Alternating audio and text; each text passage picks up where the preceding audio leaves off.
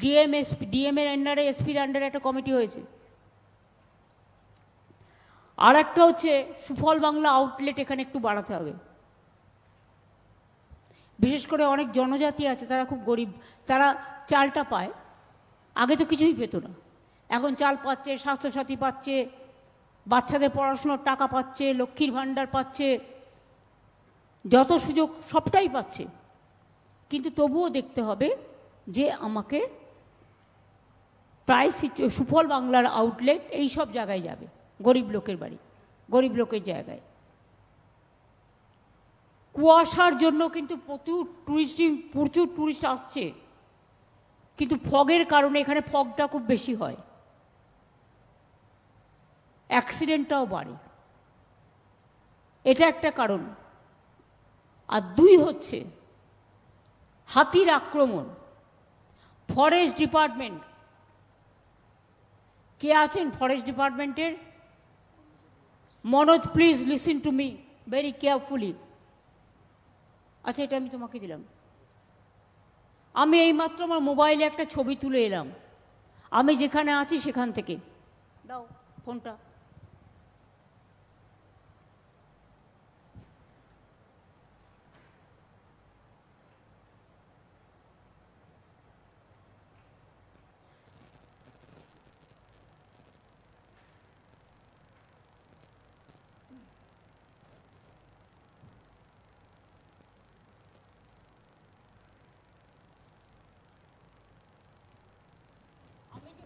Guest হাউসে এই ফটোটা আমি তুলে আনলাম। এই ফটোটাতে আমি সিএসকে দেখাবো।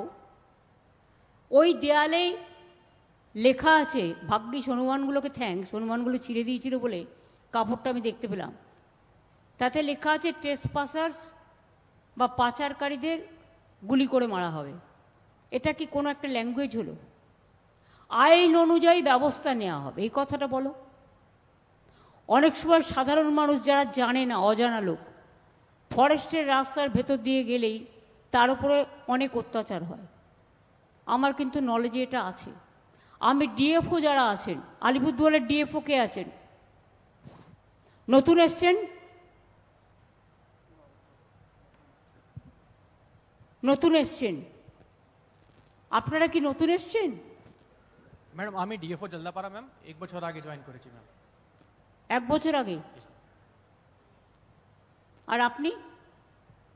Ma'am I am Harikrishna PJ ma'am, DFT BTR West, 1 বছর আগে জয়েন করেছি ম্যাম।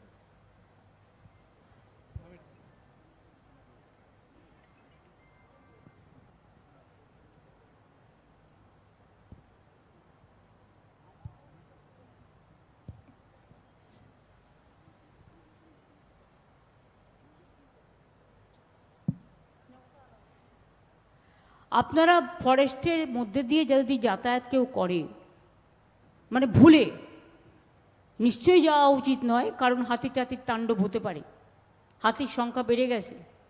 আমরা কেন্দ্রীয় সরকারকেও বারবার জানাচ্ছি, আমরাও ভাবছি কিভাবে কি করা যায়। কিন্তু আপনারাও খুব স্ট্রং অ্যাকশন করেন কখনো কখনো, যে অ্যাকশনটা মানুষের পছন্দ নয়। মনে রাখবেন, বন, অরণ্য, সবুজ আপনাদের যেমন স্পেশালিটি আছে, জনগণেরও কিন্তু অধিকার আছে। সবাইকে নিয়েই কিন্তু সমাজে চলতে হয়। আপনারা টাফ হন। এই যে কিছুদিন আগে আপনারা একটা বাঘ অপারেশন করে আমাদের ফরেস্টের কর্মীরা, প্রশাসন সবাই ধরলো, আমি তাদের সঙ্গে সঙ্গে থ্যাঙ্কস জানিয়েছি, কনগ্রাচুলেট করেছি। কিন্তু আলিপুরদুয়ারে আমার কাছে কিছু স্পেসিফিক কমপ্লেন আছে, আমি সিএসকে বলবো ওটা বলার জন্য। আপনারা বসুন প্লিজ। মূলত যেটা ম্যাম অভিযোগ এসেছিল কি আমাদের বিভিন্ন ফরেস্ট এরিয়াতে ট্রেডিশনালি অনেক জায়গায় পিকনিকগুলো হয়, অনেকজন মানুষ উইন্টার্সের সময় আসে, সেই জন্যে ওখানকার লাইভলিহুড নিয়েও পিকনিকগুলো করার সুযোগ মানুষ পায়। তো এই ক্ষেত্রে কিছুটা অবস্ট্রাকশনস ইতিমধ্যে দেওয়ার কথা আমরা শুনেছিলাম। তারপরে আপনার নির্দেশ পাওয়ার পরে এসিএস ফরেস্ট এবং এইচওএফ সঙ্গে কথা হওয়ার পরে এবং তারপরে মাননীয় এমপিও মিটিং করলেন, কিছুটা কোঅর্ডিনেশনের যে অভাব ছিল ওটা মিটেছে এবং অনেক সমস্যাগুলো মিটলো। কিন্তু ওটা হওয়ার বাঞ্ছিত ছিল না। এরকম কোনো রেস্ট্রিকশনস বা অপোজ করা ইম্পোজ করা ঠিক নেই, যেহেতু সিদ্ধান্ত তো আপনি নিজে নিতে পারেন না নিজে এভাবে। নিতে পারেন না। জয়গাই গাঁওতে একটা উৎসব হয়, একটা পুজো হয়, বন্ধ করে দিলেন আপনি হট করে। ওয়াই? শুনুন, আপনাদের লোকে চেনে না, চেনে আমাদের। আপনারা যদি মনে করেন ভুল করবেন ইচ্ছা করে, ইচ্ছাকৃত ভুল, দায়টা কিন্তু আমাদের উপর আসবে। সুতরাং দায় যদি আমাদের উপর আসে, তাহলে আমরাও ছেড়ে কথা নিশ্চয়ই বলবো না। তারপরে হোমস্টে নিয়েও সেরকম সমস্যা। হোমস্টে নিয়ে দ্য সেম প্রবলেম। মনোজ, তুমি বলো, তুমি ব্যাপারটা জানো। ম্যাডাম আমি বলছি ম্যাডাম, যে ছিল ম্যাডাম যে গেস্ট হাউসে আপনি ছিলেন ম্যাম, তো মাইকটা সামনে নাও, কথা শোনা যাচ্ছে না। হ্যাঁ ম্যাম, যে গেস্ট হাউসে ম্যাডাম আপনি ছিলেন, আমার ফিল্ড ডাইরেক্টর বললেন আমাকে ওটা ইন্ডিয়ান এয়ারফোর্স লিখেছে। তো আমি ওনাকে বললাম আমি জানতাম না ইন্ডিয়ান এয়ারফোর্স এটা কেন লিখেছে, না লিখেছে, ওর জমিন আছে ওদিকে, ওনার সঙ্গে বসে আমাদের উপর তো ওরা লিখতে পারবে না কি গুলি করে দেবো, এটা করে দেবো, এটাই আছে অবস্থা না।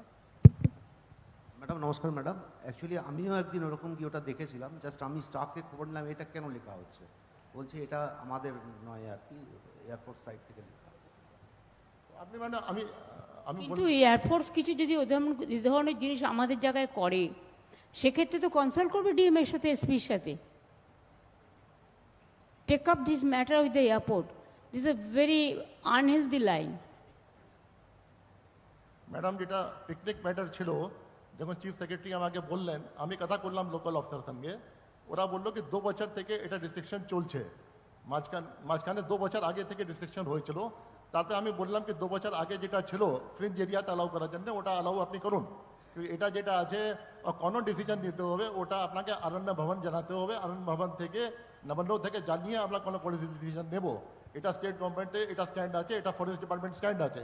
এটা আমি ভিডিও কনফারেন্স করে প্রত্যেককে বলেছি, এদেরকে প্রত্যেককে বলেছি আমি কি যেটা ফ্রিঞ্জ এরিয়াতে অ্যালাউ হবে ওটা হবে। তারপরে আমি খবরও নিয়েছি 1 সপ্তাহ আগে ফ্রিঞ্জ এরিয়াতে এখন অ্যালাউ হচ্ছে ম্যাডাম, আলিপুরদুয়ার আছে। সেটা তো আমরা টেক আপ করার পর। হ্যাঁ ম্যাডাম। মনোজ, তুমি সামটাইমস ফরেস্টের ডিএফওদের এবং যারা আছে নিচেও, তাদের সাথে তুমি অন্তত 7 দিনে একটা করে ভিডিও কনফারেন্স করো। তাদের যদি কোনো প্রবলেম থাকে তারা তোমায় বলবে, তোমার যদি কোনো প্রবলেম থাকে তুমি তাদের বলবে। কোঅর্ডিনেশনটা ভালো করে তৈরি করো। ফরেস্ট ডিপার্টমেন্টের কোঅর্ডিনেশনটা আমার মনে হচ্ছে আরেকটু বেটার হওয়া উচিত। থার্ড জিনিস ম্যাম, হোমস্টে যেটা ছিল ম্যাম 2017-তে এনজিটি অর্ডার কিছু হয়েছিল, যার মধ্যে এনজিটি পরে এখান থেকে শোনো, সারাক্ষণ তোমরা আমাকে এনজিটি দেখাবে না তো।